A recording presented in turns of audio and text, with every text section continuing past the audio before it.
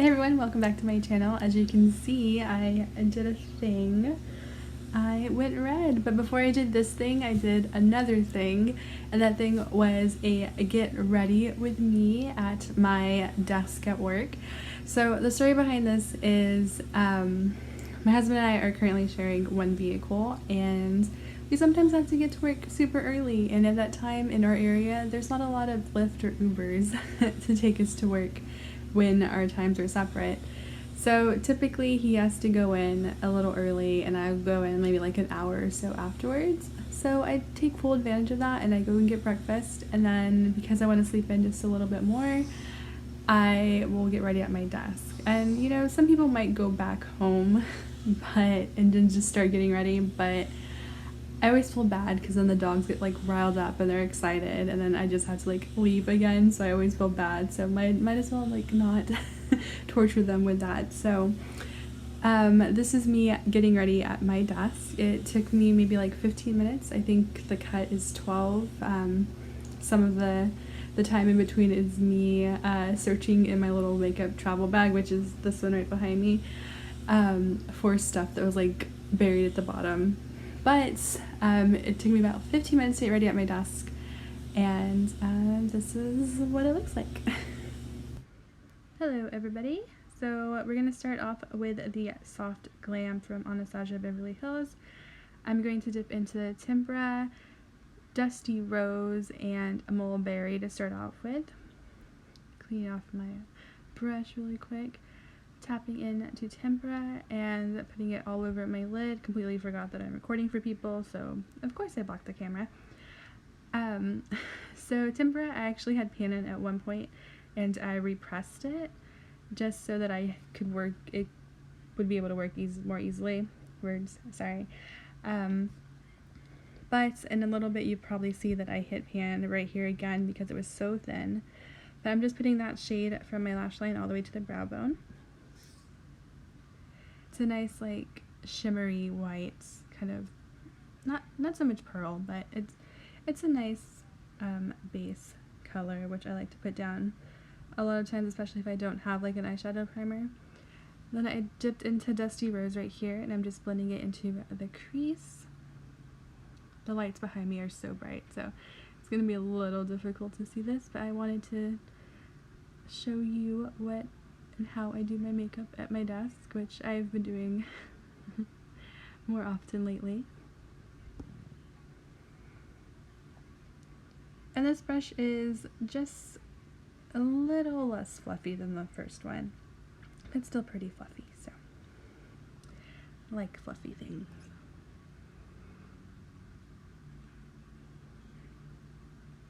And I'm taking a tiny little blending brush and using it in that mulberry shade for my outer corner just to deepen things up a little bit, and I drag that also through the crease as well.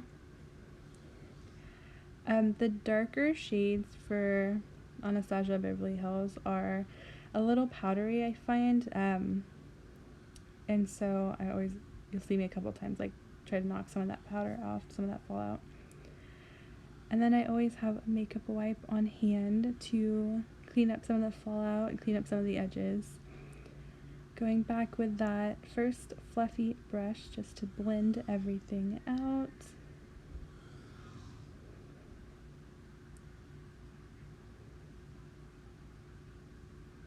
I'm very surprised that nobody walks through while I'm doing this. I had already decided that I was going to do a narration of it just in case, because I was going to get horribly embarrassed if someone walked in and I was like, and this is how you blend. So I purposely was not talking just in case someone did walk through, and I think I hear someone on the other side of that partition a little later on, but nobody actually walked past me, which was pretty funny. So I'm just going back and forth between brushes, not really adding much on the brushes, just to help blend things out a little bit. And then I decided to tap into that rose pink. It's very nice, soft shimmer, and just tap it over my lid. This palette is actually really nice palette to have. I love all the shades, and I think it's perfect for like spring and fall.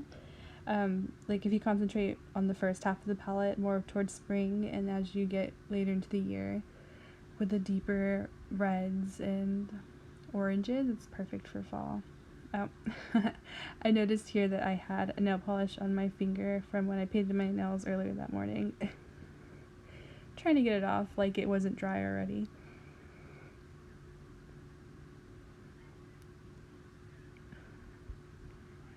And I was just going to dip right back into Mulberry one more time just to kind of darken up those edges now that I added that shimmer on top.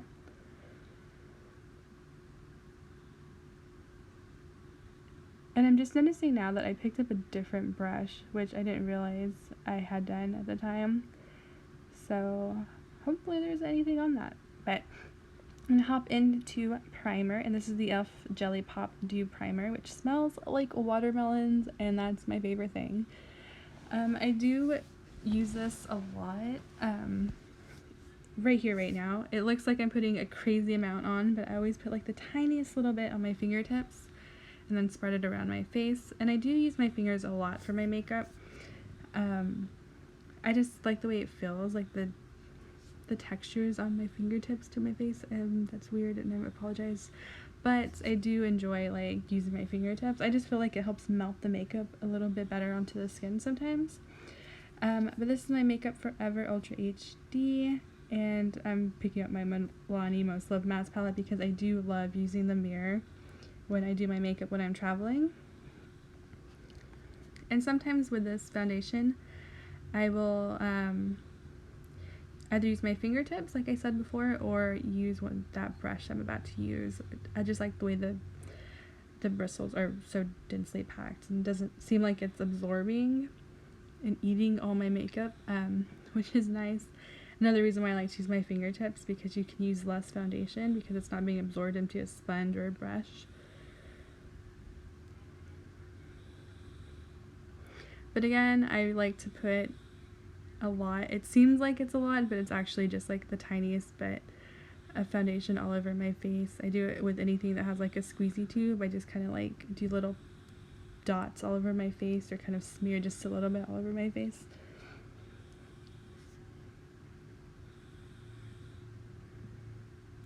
And this Makeup Forever one has become one of my favorites, and I use it all the time, and I always have a backup of that one on hand. And it seems like the petite size, the one that I'm using here, is always on sale, which is awesome because then you get more for your money. And that is the NYX Pore Filler. And this I do put on top of my makeup. I know it's technically another primer, so might be used more under makeup or foundation, but there I go. I heard someone walking, and at that point I was listening to And That's Why We Drink podcast, and it's like a true crime paranormal podcast, and they were getting a little gruesome and a little too dark for the workplace, so it was like I heard the footsteps, so I started turning down my phone. But like I was saying, I put the pore filler on top of my foundation, and it seems just to work a lot better for me. And I think it's because I do use my fingers to put it on, and it just melts the foundation into my skin a lot better than just like putting it under and using the brush on top. But that's why I also have a makeup wipe, so that I can clean all that makeup foundation that I just put on my face. And this is the NARS Infatuation palette. I think it was the holiday palette last year, so 2018. And just dipping into the Orgasm blush. It's the blush that like everyone and their mom owns, or everyone on YouTube talks about all of the time. And I purposely would not buy it because I was like, oh, everyone likes it just because it's cool, because I was being one of those people. But it's actually a really, really pretty shade. It's a little more shimmery than I prefer, but there's some days you just want to sparkle, so I like to use this also when I travel, just because it has like a bronzer, a blush, and a highlighter in it, and it's like the perfect little thing to carry with you. And this is just a little travel size of the Urban Decay All Nighter Setting Spray, which is also one of my faves. That and the Morphe setting spray are like my two go-to setting sprays. Oh, yeah, I forgot a brow pencil, so no brows today, but I'm going to dip back into that face palette and use the highlighter, which I like to use over my setting spray. I think it just helps it pop a little bit. Helps it pop a little bit better, but that one I believe is also called Orgasm. So in that Infatuation palette, there's Laguna for the bronzer, and then the blush and highlighter are both Orgasm. It's very pretty packaging, which I know you shouldn't buy for the packaging, but you know, sometimes it's just a plus. So this is the Lash Princess from Essence, which I can't remember how much it costs, honestly, but I'm pretty sure it's like $5 or less. I don't remember, but it's a pretty inexpensive mascara, and if you're not into doing lashes, like I do not like putting on lashes, I feel like it's such a hassle. So I love this one, and then the Lash Paradise from L'Oreal, and it just makes your lashes look so pretty without having to do all that extra work. And I'm sure like for people that are skilled, putting on lashes isn't extra work, but for me, oh my gosh, like it's gonna take me forever to get them right, and I don't have that kind of patience.